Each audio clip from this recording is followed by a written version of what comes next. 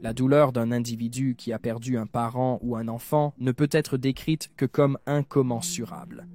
Mais que se passe-t-il quand une famille entière disparaît simplement du jour au lendemain? Avec seulement quelques proches restés derrière pour ramasser les morceaux, cela devient une course contre la montre pour trouver des réponses avant qu'il ne reste plus personne pour les chercher. Dans l'épisode d'aujourd'hui, nous cherchons à éclaircir de tels mystères en examinant 3 cas de famille qui ont disparu dans la nature.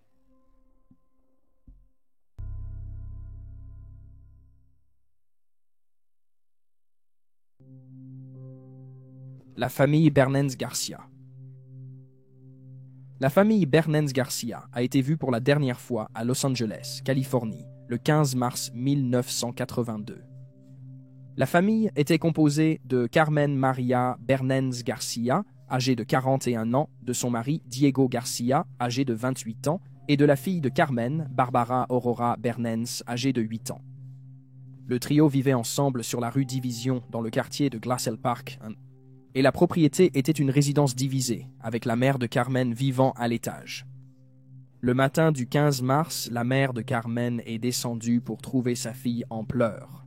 Cependant, alors, elle n'a pas envisagé de demander ce qui clochait. Vers midi, Carmen, Barbara et Diego sont montés dans leur véhicule, une Toyota Corolla marron de 1977, et ont quitté la résidence.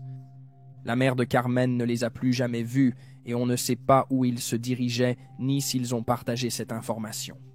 Il est à noter que la famille n'a rien emporté avec elle, laissant derrière elle leurs vêtements et effets personnels et même le chien de la famille. La mère de Carmen a décrit leur maison comme étant propre et intacte.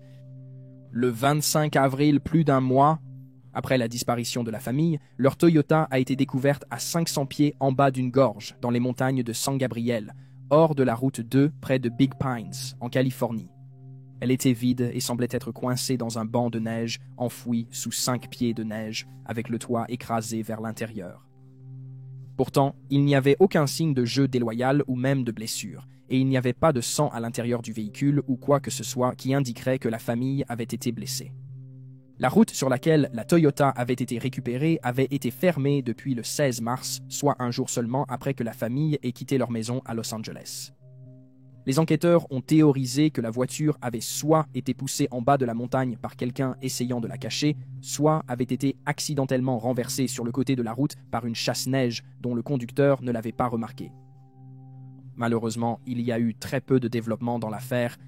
Après la découverte du véhicule familial, il y avait cependant de nombreuses rumeurs qui circulaient en ville. On prétendait que Carmen, qui s'était récemment convertie au mormonisme, était impliquée dans une secte religieuse qui pratiquait des sacrifices de poulets vivants à la lueur des bougies. Sans surprise, cette idée n'a jamais été étayée. Une autre suggestion était que Diego s'était impliqué dans un violent trafic de drogue ou de jeux d'argent et que la famille tentait de fuir Los Angeles pour éviter le danger, voire même la mort. Cette rumeur prétendait que le trio allait commencer une nouvelle vie dans le quartier de Little Havana à Miami, en Floride. Cependant, cette théorie n'a jamais été prouvée non plus. Des observations de Carmen ont été signalées dans les mois suivant sa disparition, mais aucun témoin oculaire n'a jamais affirmé avoir vu son mari ou sa fille. Les observations de Carmen elle-même n'ont jamais été corroborées. Carmen avait déjà été mariée une fois avant de se marier avec Diego. Cet autre homme est le père biologique de Barbara. Cependant, il n'y a aucune indication qu'il ait jamais été considéré comme une personne d'intérêt ou un suspect dans l'affaire.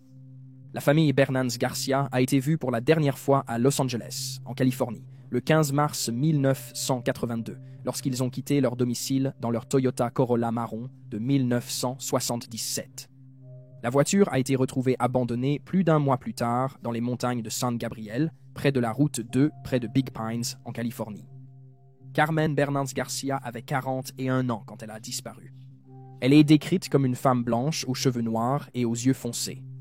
Elle mesure 1,68 m et pesait environ 95 kg au moment de sa disparition. Ses oreilles sont percées. Si elle est toujours en vie, elle aurait 82 ans. Diego Garcia avait 28 ans quand il a disparu. Il est décrit comme un homme hispanique aux cheveux noirs et aux yeux marrons. Il mesure 1,62 m et pesait environ 68 kg au moment de sa disparition. Il pourrait avoir une moustache. Diego est né à Cuba, et s'il est toujours en vie, il aura 69 ans. Barbara Aurora Bernens n'avait que 8 ans quand elle a disparu avec sa mère et son beau-père. Elle est décrite comme une femme métisse, étant à moitié blanche et à moitié hispanique, avec des cheveux noirs et des yeux marrons. Elle mesurait 1,50 m et pesait 45 kg quand elle a disparu. Elle pourrait utiliser le nom de famille Garcia, et si elle est toujours en vie, elle aurait 49 ans. Si vous avez des informations sur la disparition de la famille Bernens Garcia, vous pouvez appeler le département de police de Los Angeles au 2-1-3996 1-800. La famille Stewart. Mary Elizabeth Stewart, âgée de 32 ans, a été vue pour la dernière fois à Honeydew, en Californie, le 10 décembre 1977. Vers 10 heures ce matin-là, elle a quitté son domicile avec ses 2 jeunes enfants, prévoyant de faire quelques courses. Mary avait l'intention de visiter l'épicerie, un magasin de réparation de télévision à Eureka ou Fairfield, et l'opticien, et avait $200 sur elle pour couvrir les dépenses. Elle et ses enfants, Fanny Fawn Stewart, âgée d'1 an, et Jessie Flo Stewart, âgée de 2 ans, devaient rentrer chez eux par la suite, mais ils ne l'ont jamais fait. On n'a plus jamais vu Mary, Fanny et Jessie depuis. Malgré le fait que Mary était mariée à l'époque à Byron McGrace Stewart, le père des enfants, le trio n'a pas été signalé disparu avant que 3 jours ne se soient écoulés. Un ami de Mary a déposé le rapport de personnes disparues. Les policiers ont ensuite parlé avec des opticiens et des réparateurs de télévision, mais il n'y avait aucun enregistrement des visites supposées de Mary Stewart. Plus d'1 mois plus tard, le 19 janvier 1978, la voiture de Mary, un break Opel rouge avec le numéro de plaque d'immatriculation 456 AII, a été localisée sur une ancienne route forestière à quelques kilomètres de chez elle. On rapporte que la route n'était pas une partie de son itinéraire habituel, mais elle finirait par la ramener à son domicile. Il est à noter que la conduite d'essence de la voiture était cassée et qu'il y avait des courses et du linge à l'arrière ainsi qu'un poste de télévision. Encore plus étrange était le fait que la télévision avait été réparée, malgré le fait que personne n'avait de traces de Mary en tant que cliente dans leur magasin. Byron Stewart est rapidement devenu le principal suspect dans cette affaire et le reste encore à ce jour. Il avait apparemment un mauvais caractère et un passé violent, mais pas assez de preuves n'ont été trouvées qui pourraient le relier au crime et les corps de sa femme et de ses enfants sont toujours portés disparus. Suite à leur disparition, Stewart a commencé à agir étrangement, prétendant que sa femme et ses enfants avaient été enlevés par des extraterrestres. Il est devenu alcoolique et drogué et a reçu un diagnostic de syndrome d'immunodéficience acquise en 1991. Il est décédé 5 ans plus tard à l'âge de 48 ans. Après la disparition de Mary, Jessie et Fanny, Stewart ne s'est jamais remarié et n'a plus eu d'enfants. En 2009, le dossier de la famille Stewart disparue a été rouvert, mais aucune trace d'eux au-delà de leur voiture n'a jamais été trouvée. Mary Elizabeth Stewart, 32 ans, a été aperçue pour la dernière fois à Honeydew, Californie, vers 10 heures du matin. Le matin du 10 décembre 1977, avec ses 2 filles, Fanny Stewart, âgée d'1 an, et Jessie Flo Stewart, âgée de 2 ans. Mary est décrite comme une femme blanche aux cheveux bruns et aux yeux bleus. Elle mesure 1,65 m et pesait environ 61 kg au moment de sa disparition. Elle pourrait utiliser le nom d'Ankert et lorsqu'elle a disparu, elle conduisait un break Opel rouge avec le numéro d'immatriculation 456 AII qui a été retrouvé 1 mois après sa disparition. Si Mary est toujours en vie, elle aurait 78 ans. Les 2 filles de Mary sont décrites comme étant blanches avec des yeux noisettes. Fanny a les cheveux roux et mesurait 72 cm, pesant 9 kg quand elle a disparu. Jessie a les cheveux blonds et mesurait 81 cm, pesant 12 kg quand elle a disparu. Les 2 enfants seront dans la quarantaine tardive s'ils sont toujours en vie. Si vous avez des informations sur la disparition de la famille Stewart, vous pouvez contacter le département du shérif du comté de Humboldt au 707-445-7439-39.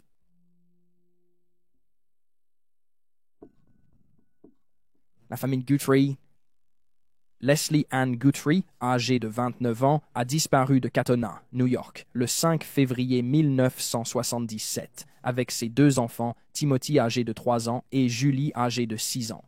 Le trio a été vu pour la dernière fois vers 1h30 de l'après-midi. Quand Leslie est allée chercher les enfants chez leur père, le mari dont elle était séparée, qui vivait à l'époque sur l'avenue Grandview. Une fois que ses enfants étaient installés à l'arrière du véhicule, Leslie a démarré.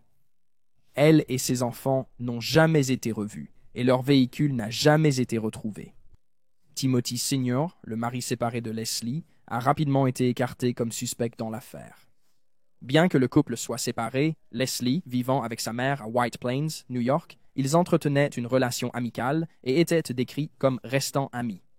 D'après tous les témoignages, il n'y avait ni amertume, ni colère résiduelle et aucun signe de violence ou de tendance violente chez Timothy Sr. Le couple avait été des amoureux du lycée, et après avoir servi au Vietnam, Timothy Sr. a pris un emploi de représentant de commerce, laissant souvent Leslie seule avec 2 jeunes enfants. Cela a peut-être contribué à leur séparation ultérieure, qui, selon Timothy Sr., avait été initiée par Leslie. Leslie devait ramener les enfants à Timothy Sr. plus tard, le jour de leur disparition, mais même lorsqu'elle n'est pas apparue, Timothy Sr. n'a pas été déconcerté. Il n'était pas rare que la mère de 2 enfants garde parfois les enfants la nuit. Ce n'est que le soir suivant, à 6 heures, qu'il a signalé la disparition de la famille. Il a par la suite pleinement coopéré avec les enquêteurs, engagé un détective privé pour aider à la recherche et passé une quantité considérable de temps et d'argent à la recherche de ses enfants disparus et de leur mère. Pourtant, ses tentatives pour trouver une fin heureuse pour la famille ont été vaines. Selon les rapports, il n'y avait aucune indication que Leslie soit partie de son plein gré et on ne croyait pas qu'elle était malheureuse dans sa vie. Elle a laissé derrière elle ses vêtements et ses effets personnels et n'a retiré aucune somme d'argent importante de ses comptes bancaires avant de disparaître. Cependant, un documentaire plus récent révèle que, selon Timothy Sr., Leslie avait considérablement changé dans les mois précédant sa disparition. Il la décrivait comme étant manifestement déprimée et disant des choses qui n'avaient pas de sens. Plus bizarre encore, elle achetait et lisait des livres sur l'occultisme. Timothy Sr. indiquant qu'il l'avait une fois entendu suggérer que quelqu'un essayait de communiquer à travers le bruit statique de la télévision. Pourtant, Leslie n'a jamais exprimé le désir de se faire du mal ou de faire du mal à ses enfants. Selon ce même documentaire, Leslie fréquentait un nouvel homme en 1976. Elle l'a emmené à une fête du Nouvel An à l'époque. On sait peu de choses sur cet homme ou s'il avait un quelconque lien avec la disparition, cependant. En janvier 1977, le médecin de Leslie a remarqué qu'elle semblait souffrir de beaucoup de hauts et de bas et a même recommandé qu'elle s'inscrive dans une clinique de santé mentale, mais Leslie a refusé. Apparemment, une lettre de Leslie adressée à sa mère a été trouvée dans une boîte à bijoux à un moment donné après la disparition. Dans celle-ci, Leslie s'excusait pour ce qu'elle devait faire. Cependant, aucune précision n'a jamais été donnée dans la lettre, et il n'est pas clair si Leslie voulait dire qu'elle s'enfuyait, ou pire, qu'elle prenait sa propre vie et celle de ses enfants. La police a révélé plus tard que plusieurs appels téléphoniques ont été passés à la maison de la mère de Leslie après sa disparition, mais que l'appelant raccrochait lorsque sa mère répondait. Ils ont noté que cela se produit le plus souvent avec les fugueurs, mais l'appelant n'a jamais été identifié. En 1984, la police a été alertée sur une femme au Wyoming ayant modifié son apparence avec de la teinture capillaire et des lentilles de contact, et avait 2 enfants avec elle. Il a été rapporté qu'elle se cachait de quelqu'un et qu'elle refusait de parler de son passé. Cependant, la femme et les enfants ont été écartés comme étant Leslie, Timothy Jr. et Julie. Les 3 membres de la famille sont toujours portés disparus à ce jour, et les progrès dans leur affaire ont été pratiquement inexistants depuis le milieu des années 80. En 2006, un parent a remis à la police une valise qui appartenait autrefois à Leslie. La valise contenait 3 brosses à dents que l'on pense avoir été utilisées par Leslie et ses enfants. L'acide désoxyribonucléique a été extrait des brosses et entré dans une base de données, mais il n'y a eu aucun résultat jusqu'à présent. Les circonstances des disparitions restent floues et l'affaire n'est toujours pas résolue. La mère de Leslie est décédée en 1994. Son mari séparé, Timothy Sr., a finalement quitté l'État de New York. Comme le véhicule de Leslie n'a jamais été retrouvé, La théorie prédominante en ligne est qu'elle a accidentellement conduit dans l'un des nombreux plans d'eau dispersés dans la région. Des détectives en ligne ont suggéré que le temps glacial, combiné aux routes étroites et sinueuses locales, a fait perdre le contrôle de la voiture à Leslie.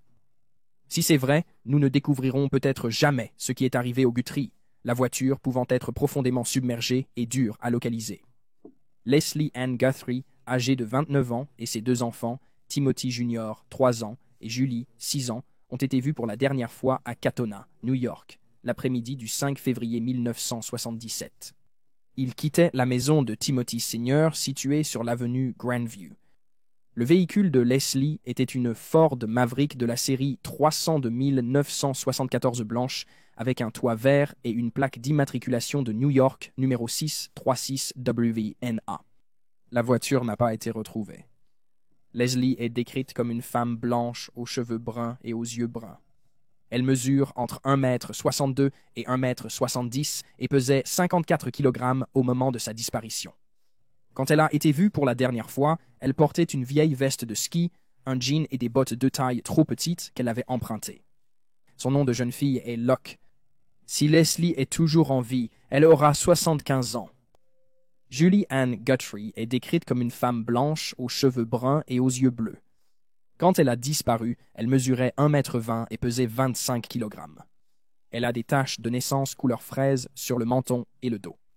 Si elle est toujours en vie, elle aura 52 ans. Pendant ce temps, Timothy Patrick Guthrie Jr. est décrit comme un homme blanc aux cheveux bruns et aux yeux bleus. Il mesurait 1 mètre et pesait 13 kg au moment de sa disparition. S'il est toujours en vie, il aurait 49 ans. Si vous avez des informations sur la disparition de la famille Guthrie, vous pouvez contacter le commissariat de la ville de Bedford au 9 1424 11111. Alternativement, vous pouvez appeler le Centre national pour les enfants disparus et exploités au 1-800-843-5678. Et voilà les faits. Veuillez laisser un commentaire ci-dessous avec vos propres théories et spéculations. Et n'oubliez pas d'aimer cette vidéo et de vous abonner pour soutenir la chaîne. Merci d'avoir regardé, restez vigilants, restez en sécurité et je vous verrai la prochaine fois.